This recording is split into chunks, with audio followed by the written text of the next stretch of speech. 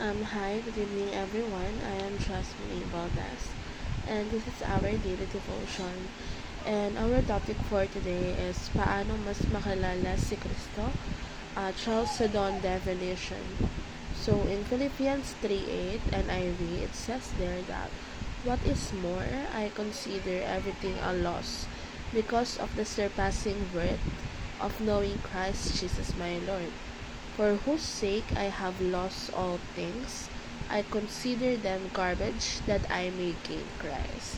So, on this passage, um, yung verse na to, it definitely highlights the transformative power of knowing Christ. So, si Paul yung nagsulat nito.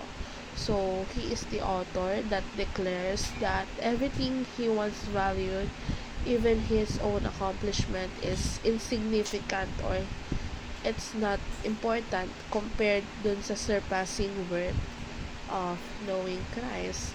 So, yung statement na yon, it reveals a depth of his devotion and the central place to Christ holds in his life. So, Paul's words challenge us to reevaluate um, our priorities.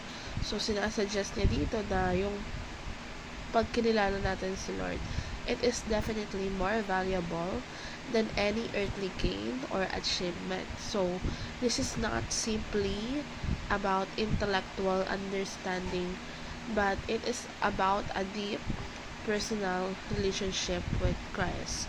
So, it's about experiencing His love, following His teachings, and allowing Him to transform us from the inside out.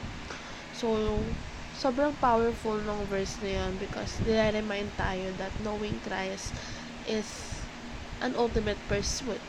So, it is actually a journey of discovery where a lifelong pursuit of deepening our relationship with Him.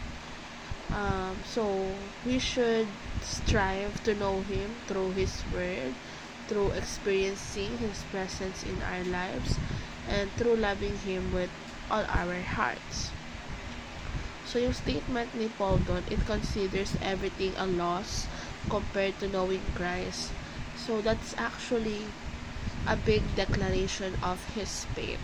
And yung testament na yon to a transformative power of a relationship with Christ.